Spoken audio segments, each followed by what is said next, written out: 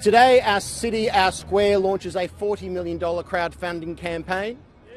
The idea behind this audacious plan is to raise enough money to buy this building back from Apple, because essentially the Victorian government has sold it to Apple. It might be absurd that the taxpayers have to raise their own money to buy back a building they already own, but that is the game we are now playing. Because Apple has come, swept in and done a secret deal with the government. We still don't know the details, but we think if we've got $40 million from Victorians who want this building protected, we'll be able to buy it back. A lot of Victorians know, of course, that there is a plan to be an Apple store right here. What they might not know is that Federation Square management has sought a permit to knock it down in the next 8 weeks, because they know in 8 weeks' time there is a heritage hearing to protect this building. So what we've got is Federation Square management, the people paid to protect Federation Square, actively seeking to knock down a building that might be heritage listed in 8 weeks. We also know that most Victorians don't want an Apple store in Federation Square. We'd love an Apple store, just not in our premium public space. So, poll after poll has shown that most Victorians don't want an Apple store. We've had 100,000 people sign our petitions. We've had thousands more put in submissions against the plan. All it takes is for the state Labor government to reverse this single decision. And in the scheme of things, it's a small decision and it's an easy one. Today in Federation Square on a Sunday morning, we've got everyone from rev heads to culture vultures to mums and dads all enjoying a public space that they can enter without buying anything. If Apple gets its way, the right to gather in front of their precious building will be restricted. They will get what Apple wants, and clearly at the moment the Victorian government is prioritising Apple over its own citizens.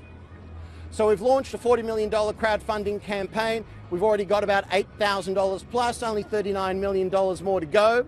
It highlights the absurdity of taxpayers having to raise money to protect buildings they already own from trillion-dollar companies that could set up anywhere across Melbourne. Another thing I want to highlight is that Apple's plan to build what they call town squares across the globe is at risk. The head of retail for Apple across the globe, Angela Arendts, quit this week, and that's a big deal because she's been driving this global campaign to take over premium public spaces around the world. She's gone, and we're hoping that Apple might use that as an opportunity to escape this really bad decision and build their Apple store somewhere it belongs. Maybe Docklands, maybe somewhere else. Is there anything else I should say? All right. How are we doing, media? All right. Folks, I've got to ask you, do we want an Apple store right here? No! Do we like our public spaces? Yes! Whose city is this? Our city! Whose square is this? Our square! It's as simple as that. Folks, I think I'm done. I will take any questions if you have them. $40 million is a hell of a lot of money. How realistic is that for a target? $40 million is a lot of money, and we've had to come up with that amount. Sorry, fair point. We get that $40 million is a lot of money, and it's going to take a lot of Victorians and people around the world to get behind the crowdfunding campaign. But even if we don't reach the target, we highlight the absurdity that we have to raise money to buy back a building that is already ours. So, hey, we've got $10,000 in a couple of hours. We hope that goes all the way. But if it doesn't, it still highlights an unjust situation. Do you expect that the state government will bring in some new regs to try and stop you? Or We'll put in some new regulations? Or? Well, one thing we've discovered is that Apple and the government have everything their own way. They have sought a permit to knock this building down 8 weeks before it can be heritage listed, which is a remarkable dodgy developer tactic. We call that vandalism.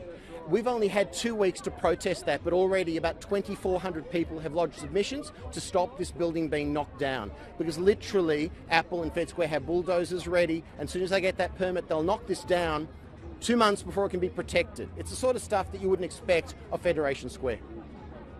You mentioned as well you're also looking for people to log a complaint with the Heritage Council. Yep. How do you go about, I suppose, because the building's less than 20 years old, how can that be listed? Heritage isn't about just being an old building. The Opera House was heritage listed before it finished construction. Heritage is about the meaning of a building or a place to the city. And Federation Square, more than any other single place across the state, means more to more people more often than anything else. Can we just keep this place for the people rather than for selling tech? How can people go about Yep. launching The Our City, oursquare.org website has links so that people can easily lodge a submission against the bulldozing off this building. We've had about 1,800 submissions lodged. There's another 800 out there. That's a new record.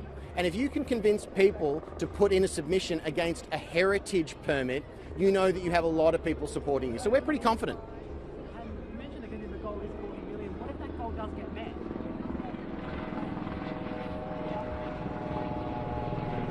Stay with us, folks.